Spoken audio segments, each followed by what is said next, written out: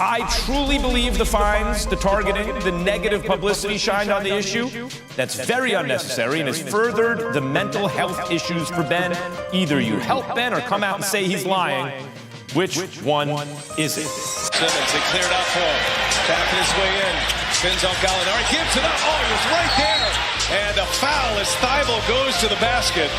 Boy, Simmons, uncontested, had a layup, but he leaves it for Thybulle. Ben Simmons can still be a point guard for a championship team like the one you guys want to become? Yeah, David, I don't know that question or the answer to that right now. Ben Simmons had the most improbable turn of events in the span of just months. And yet, here we are today. And still, a lot of us are unsure of what's really going on with Ben Simmons. In the 2021 NBA playoffs, the Philadelphia 76ers entered the tournament as favorites to at least reach the Eastern Conference Finals against the KD, Harden, Kyrie-led Brooklyn Nets. But obviously, we didn't get the opportunity to see that matchup.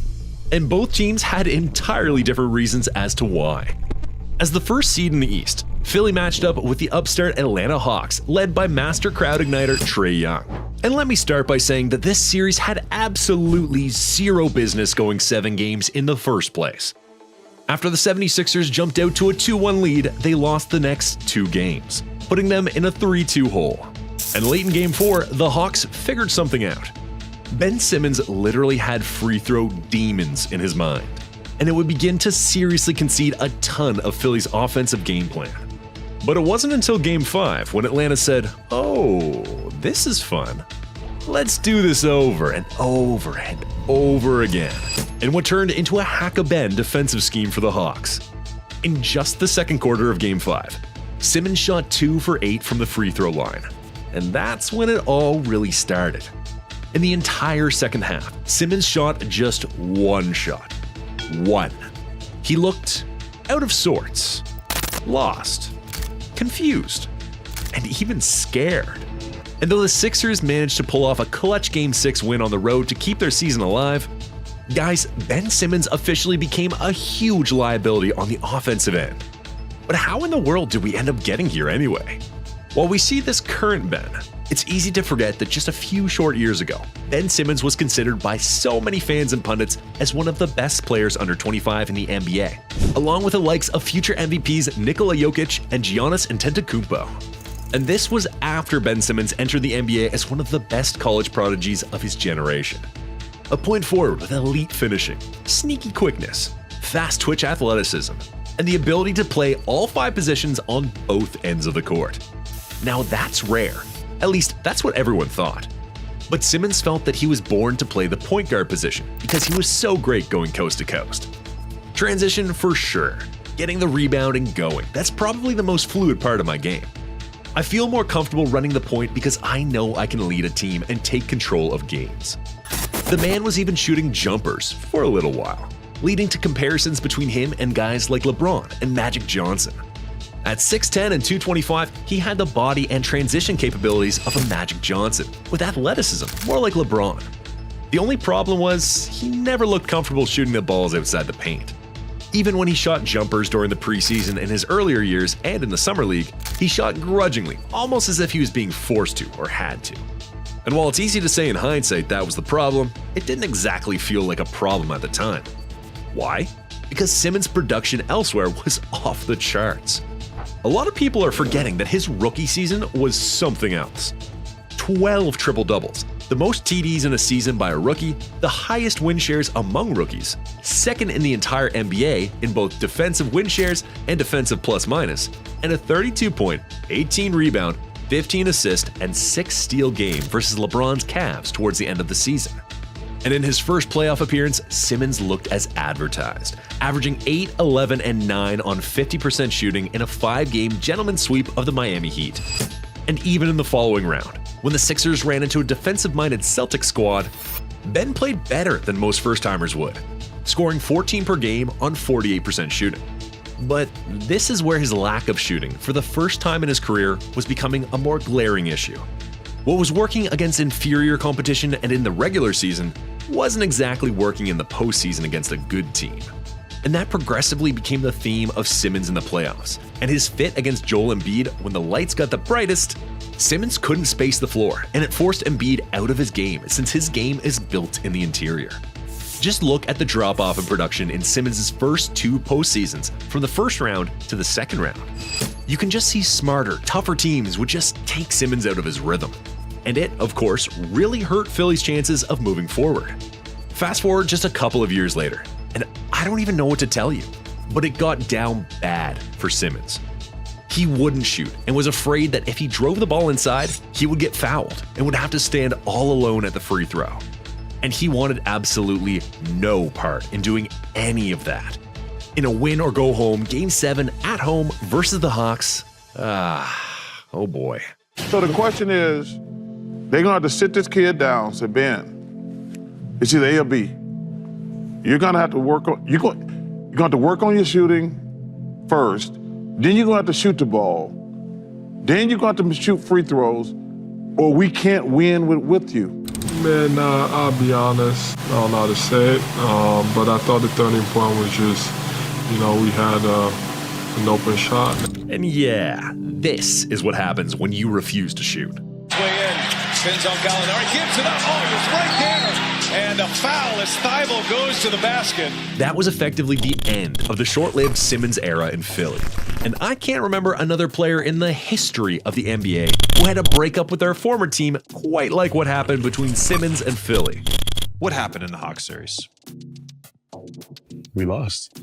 No. Hell no. Not we lost. You were scared to lay the ball up on Trae Young. And then, of course, with Simmons showing up for training camp in sweats and with his phone in his pocket, Doc Rivers told him to leave. The team suspended him for actions detrimental to the team, and they would go on to fine Simmons $360,000 for each game he refused to play in.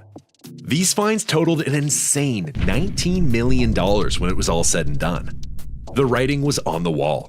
Simmons wanted out, and his days in Philly were numbered. I've seen players demand trades because of a lacking supporting cast, bad management, or maybe because the team they're on can't and won't be able to contend soon enough. But never because the player was too scared to shoot and because one bad playoff series.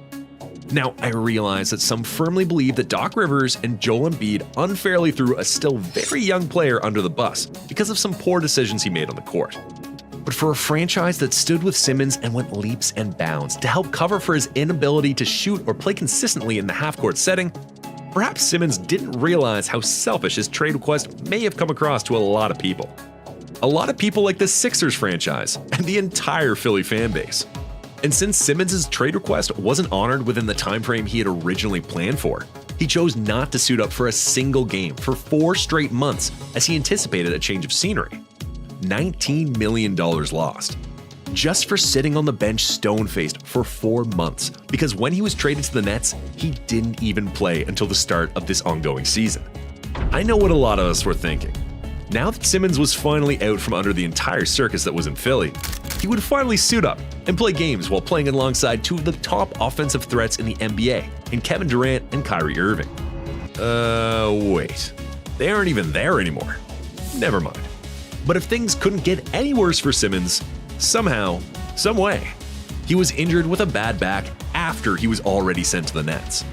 According to the Shams of The Athletic, Simmons wasn't fit to play because of severe stress-induced back pain. No, I'll be great. And I'm excited to play with, Kev, Kai, Joe, all those guys. Like, we just have an unbelievable team. And I know it, like, for me, after surgery, I knew it was going to take to get back to where I need to be. And I've been locked in.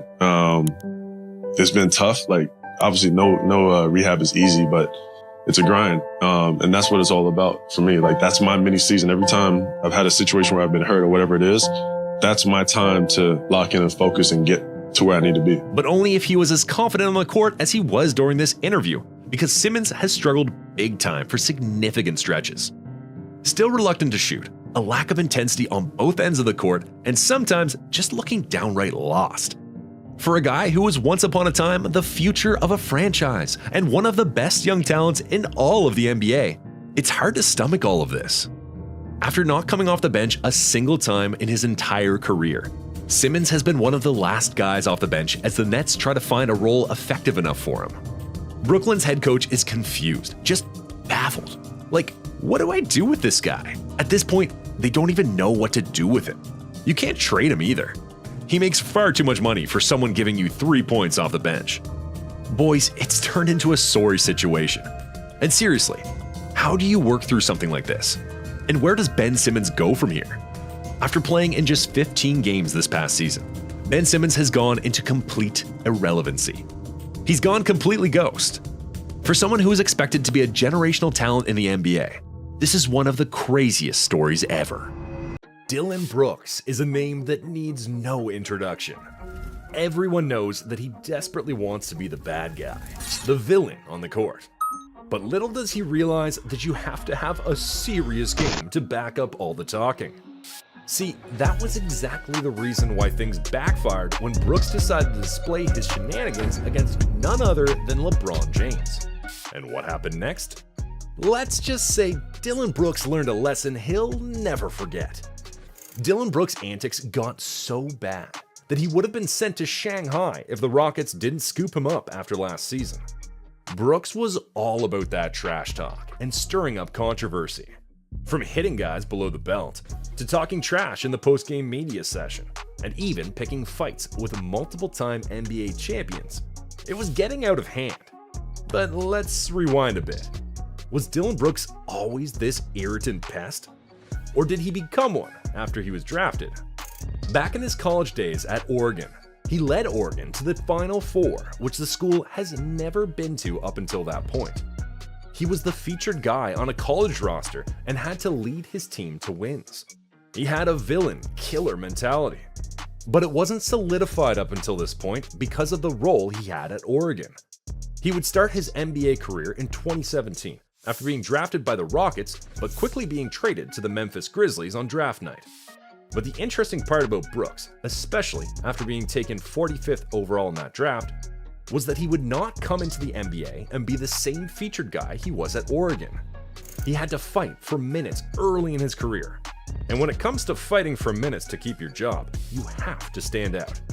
And this aspect, finding a way to stand out, is what really formed his villain origin story. Brooks' way of standing out was bringing an extra level of tenacity and ruggedness on the defensive side of the ball. And with that rugged defense came the ability to trash talk and get under the skin of top NBA players. And he wasn't just playing games, he was actually a great defender.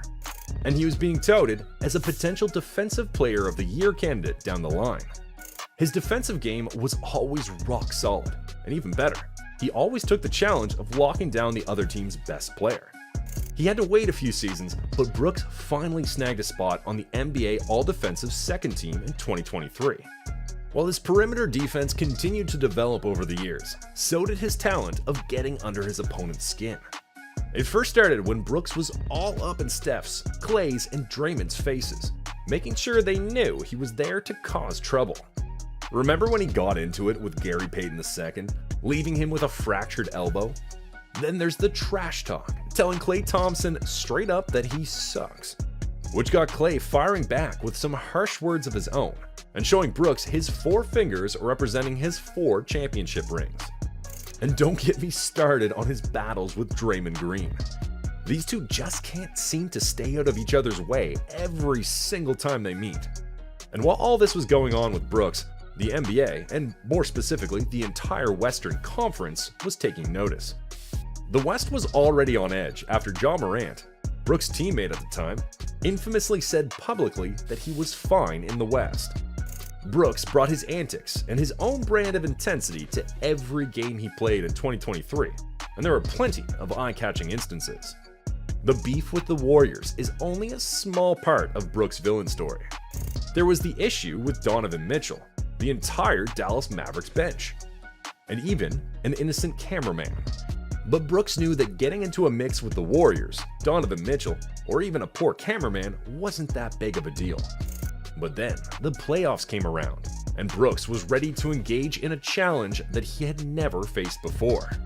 He brought his antics and trash talking to someone completely new this time, and this particular player was someone that he might regret being disrespectful to: LeBron James. Before the 2023 NBA playoffs, LeBron and Brooks squared off 11 times in the regular season, with LeBron averaging his usual 25 points and 8 assists in those games. Brooks never gave LeBron much problem on the court up until this point, but he decided to go at the King when the two met in the first round of the 2023 playoffs. The Lakers took Game 1 convincingly, but in Game 2, things were taking a turn. LeBron was getting fed up with all of Brooks' antics, and with the Lakers trying to battle back into the game, the already frustrated LeBron saw his opportunity against Brooks, backed him down, and hit this fall-away shot over him. And by LeBron's reaction after the play, you could tell Brooks was loving every moment of this ongoing beef. This nearly resulted in LeBron picking up a tech. After the game, Brooks made a very disrespectful mark on the King, and this was the turning point to where it all went wrong for Brooks. He didn't hold back going at LeBron. When a reporter asked if he should be doing his antics with one of the best players in the game, he responded with, "I don't care, he's old." And he even took it a step further, saying, "I poke bears. I don't respect no one until they come and give me 40. I pride myself on, what I do is defense and taking on any challenge that's on the board." This clip went viral all over social media, and it was crazy considering that LeBron went for 28 points and 12 rebounds on 52% shooting in Game 2. But Brooks didn't stop there. Before the start of Game 3, LeBron and Brooks came face to face after the media firestorm surrounding their beef blew up. But Brooks was just getting started.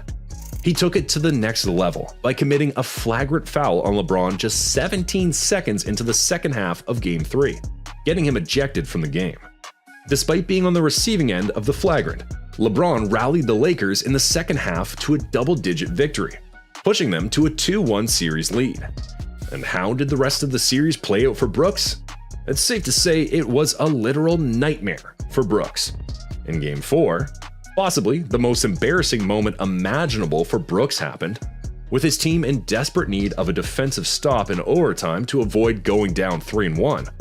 Brooks let the old 38-year-old LeBron power right by him, sealing the deal with an epic and one.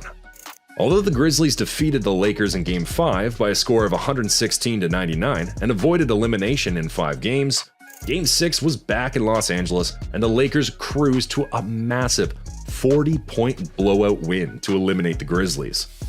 Brooks sure got his wish to defend LeBron, but it appears that he was way over his head with that disrespectful comment, and now it sounds like he's going to have to pay the price. He was also a complete no-show throughout those 6 games, especially offensively. 24 of 77 from the floor, 31.2% shooting, and the worst, I repeat, the worst points per possession of all players in the postseason who attempted at least 50 field goals. He went 8 of 33 from the three-point line during the Lakers series. Not only could he not stop LeBron by any means, he had a horrific performance on the offensive end.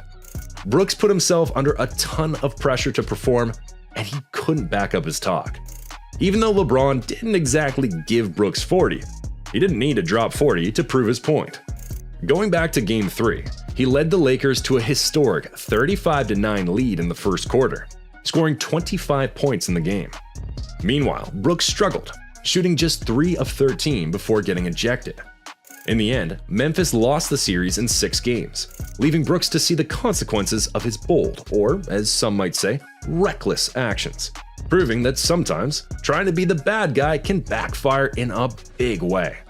LeBron could have fired back with some trash talk of his own, but instead, he took the high road, focusing on the game rather than getting caught up in Brooks' antics. And when you're going up against someone like LeBron, who's arguably the greatest player to ever play basketball, it's just not the wisest move. Trash talk can be a double-edged sword, and in this case, Brooks found himself on the wrong end of it. And to add insult to injury, after the Grizzlies' second-seed regular season ended in a first-round exit to the 7th-seeded Lakers, Memphis decided not to bring him back for another season. When the team's general manager declined to comment on Brooks' future, it was pretty clear which way the wind was blowing. Now, Brooks isn't one to shy away from causing trouble. Whether it's calling out LeBron James or taking shots at other NBA stars, like Donovan Mitchell and Draymond Green. Brooks isn't afraid to speak his mind and get under the skin of opponents. Despite his all-defensive second-team selection last season, his inconsistency and distractions ultimately played a part in the Grizzlies letting him go. And while Brooks may have ruffled some feathers along the way, even LeBron James himself acknowledged his talent. Call him arrogant, call him a bully, call him toxic. Brooks shrugs it off. He knows everyone's got an opinion, and he's not losing sleep over it. He might have found a home in Houston, but he learned one thing. If you're going to disrespect playoff Bron, you might regret it. Because in Brooks' case, that series was his last time ever in a Grizzlies uniform. Thanks for watching today's video. If you liked this one, feel free to like and subscribe, and we'll see you in the next one.